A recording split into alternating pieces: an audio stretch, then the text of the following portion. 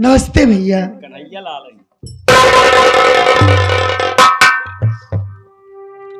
नमस्ते बहन आशा। नमस्ते, तू आ गई? हाँ भैया, मैं तो आ गई, लेकिन आज के पहले मैं जब भी आपके पास आती थी आप हंसते हुए मुझको अपने गले से लगा लेते थे। लेकिन भैया आज क्या बात है जो आपके आंखों में आंसू, इस आंसू का कारण क्या है भैया? बताइए ना, क्या बात है?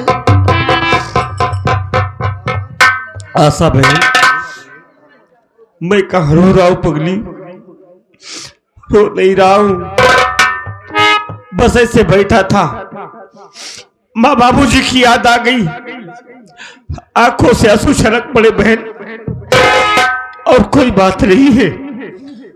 भैया मैं समझ सकती हूँ कि माँ बाबू की जब जब याद आती है तब तब मेरे भी आंखों से आंसू छलक जाते हैं।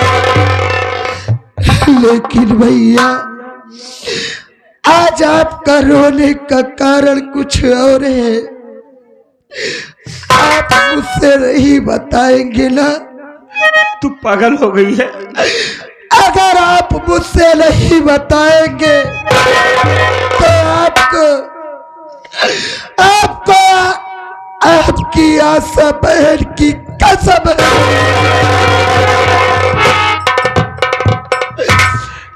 आशा बहन, तू छोटी छोटी बातों को लेकर हमें कसम देकर हमें मजबूर कर देती है ना।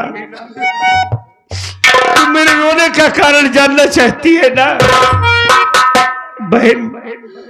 तू तो जानती है कि तेरा भाई गरीब है, तेरे भाई के पास इतना पैसा नहीं है बहन। मेहनत मजदूरी का काम करता हूं, काम भी बराबर नहीं चलता है, 2-2, 4-4, 10-10 दिन बैठा रहता हूं। तू सयानी हो गई है, शादी के योग्य हो गई है, मेरा तो दिन ये चिंता लगी रहती है बहन कि हमारे पास पैसा नहीं है। अगर आज हमारे पास पैसा होता तो हम इतनी देर ना करते, तेरी शादी जरूर करते बहन। भैया आप मेरी शादी की चिंता करके रो रहे हैं। भैया आप जानते हैं कि पहले ही हम भाई बहन के सर से माँ बाप का साया उठ गया। बहन आशा रो नहीं, पगली हमारी बात सुनो। बोलिए।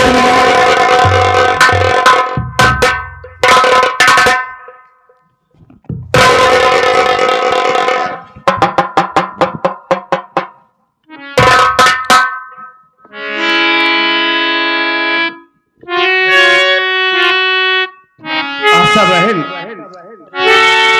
तेरी शादी की चिंता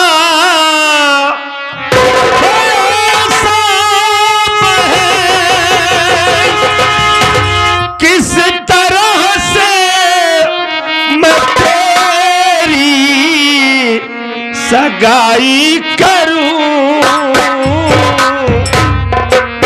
आता कुछ भी समझ में हमारे नहीं।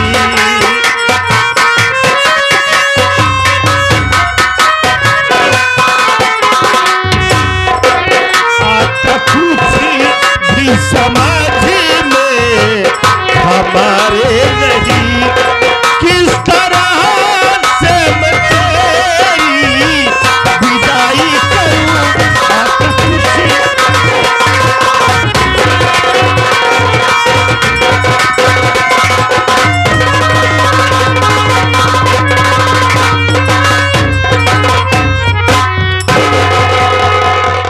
बहन, इसी अफसोस में डूबा रहता हूं। कितना पैसा कहां से लाऊं, कहां से तेरी शादी करूं बहन। और कोई बात नहीं पगली। भैया आप मेरी शादी की चिंता करके रो रहे हैं ना, मेरी बात सुनिए भैया। मेरी शादी की चिंता न भैया करे, पहले शादी तुम अपनी रचाओ बिरन, एक अच्छी सी भाभी हमारे लिए।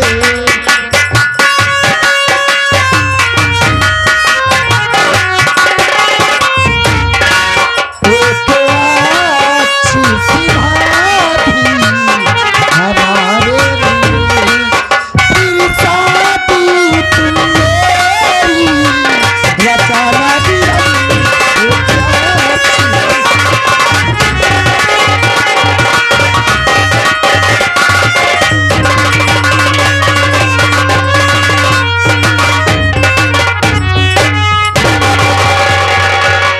भैया आप मेरी शादी की चिंता करके मत रोइए भैया, पहले आप अपनी शादी कीजिए। तू पागल हो गई है? और मेरे लिए एक अच्छी सी भाभी घर में लाइए, तब मेरी शादी के बारे में सोचना भैया। आशा बहन, ये तू क्या कह रही है? अगर हम पहले अपनी शादी कर लेते हैं, ये समाज जमाना देखेगा तो हमको क्या कहेगा बहन? लोग यही कहेंगे कि भोलू है, देखो अपनी शादी कर लिया, बहन की फिक्र नहीं करता है, घर में बहन सयानी बैठी है, इससे अपनी शादी की चिंता थी, अपनी शादी कर लिया। हम किसी को कहने का मौका नहीं देंगे बहन, पहले तेरी शादी करूंगा, तू हंसी खुशी अपने ससुराल जाएगी। हमारा क्या है बहन, हम दोनों भाई है ना, हम दोनों भाई किसी तरीके बना खा लेंगे। दोनों भाई खाए कमाए ले, भैया बनाए हम खा, हम बनाओ हम खा, तोहरा केवल खाई खाई है बे,